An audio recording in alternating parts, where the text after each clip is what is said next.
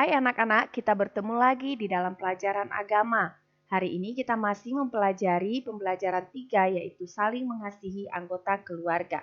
Kita akan belajar wujud dari kasih itu yaitu saling memaafkan. Nah sebelumnya mari kita berdoa terlebih dahulu. Tuhan, kami bersyukur hari ini kami boleh Engkau berikan kesempatan lagi untuk belajar firman Tuhan. Kami terus memohon Tuhan berikan kami kekuatan, kesehatan, semangat, sukacita, dan hikmat daripada Tuhan untuk kami bisa mengerti dan memahami pelajaran hari ini. Terima kasih Tuhan, dalam nama Tuhan Yesus kami berdoa. Amin. Anak-anak, hari ini kita masih akan belajar dari kisah Yusuf. Bagaimana kisah Yusuf selanjutnya? Nah, setelah dijual oleh kakak-kakaknya, Yusuf dibeli oleh Potifar dan menjadi budaknya. Anak-anak, menjadi budak itu bukan hal yang gampang.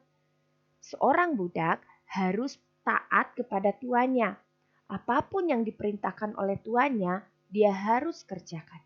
Dia tidak boleh membantah, tidak boleh mengeluh sekalipun dia capek atau lelah. Bukan hanya sampai di situ penderitaan Yusuf. Yusuf juga dimasukkan ke penjara karena difitnah oleh istri Potifar tuannya. Nah, namun anak-anak, baik di rumah Potifar sebagai budak maupun di dalam penjara sebagai tahanan, Yusuf tetap setia kepada Tuhan dan tetap taat melakukan kehendak Tuhan. Karena itu, Yusuf disertai dan diberkati oleh Tuhan. Tuhan memberkati Yusuf dengan kemampuan mengartikan mimpi. Karena itu Yusuf disebut sebagai juru mimpi. Nah anak-anak, suatu hari Firaun bermimpi dan dia sangat gelisah dengan mimpinya. Dia meminta kepada semua orang di Mesir, orang-orang bijaksana di Mesir untuk mengartikan mimpinya.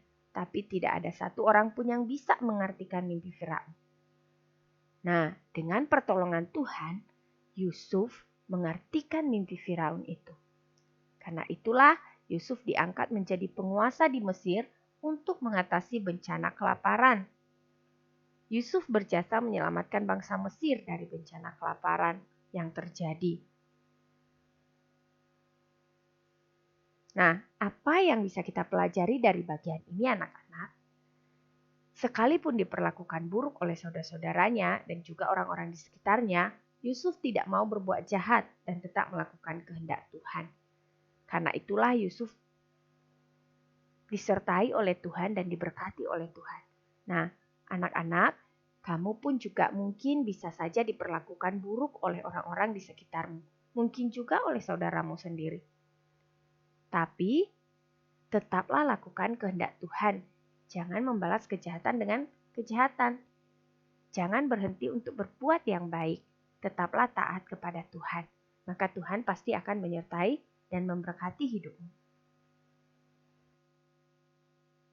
Selanjutnya anak-anak, bagaimana kisah Yusuf selanjutnya kita lihat lagi ya. Nah, bencana kelaparan ternyata terjadi bukan hanya di Mesir saja, tetapi juga di seluruh bumi, termasuk negeri Kanaan, tempat saudara-saudara Yusuf dan orang tuanya berada. Nah, apa yang dilakukan Yusuf kemudian? Maka Yusuf membuka segala lumbung. Lumbung itu adalah tempat penyimpanan gandum yang disimpan selama 7 tahun masa kelimpahan. Maka Yusuf membuka lumbungnya dan kemudian menjual gandum kepada orang Mesir. Juga dari seluruh bumi datanglah ke Mesir membeli gandum dari Yusuf. Demikian pula dengan saudara-saudara Yusuf. Mereka disuruh oleh ayahnya Yakub untuk membeli gandum ke Mesir. Yusuf akhirnya bertemu dengan saudara-saudaranya, namun mereka tidak mengenalnya karena penampilan yang telah berubah. Hingga Yusuf memperkenalkan diri kepada mereka. Yusuf tidak menyimpan dendam kepada kakak-kakaknya dan memaafkan mereka. Kakak-kakak Yusuf pun telah menyesali perbuatan mereka. Keluarga Yakub akhirnya lalu pindah ke Mesir dan menepati tanah Goshen. Keluarga Yakub berkumpul dan menjadi satu karena mereka saling mengasihi dan mau memaafkan satu dengan yang lain. Nah, anak-anak, apa yang bisa kita pelajari dari bagian kisah Yusuf ini? Yang pertama, kita harus mengasihi keluarga kita. Yang kedua, jika ada anggota keluarga yang bersalah kepada kita harus bersedia memaafkan mereka. Yang ketiga, jika kita bersalah, maka kita harus mau mengakui kesalahan dan meminta maaf. Yang keempat, apabila dalam keluarga hidup saling mengasihi, maka akan tercipta kedamaian dan kerukunan. Karena itu anak-anak, belajarlah untuk mengasihi keluarga dengan saling memaafkan. Nah, anak-anak, sekian dulu pelajaran kita hari ini. Kamu kerjakan tugasmu dengan baik ya, sesuai dengan apa yang sudah Losa kirim.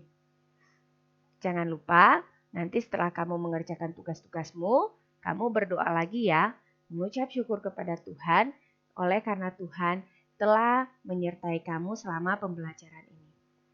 Sampai bertemu di pertemuan selanjutnya. Tuhan Yesus memberkati.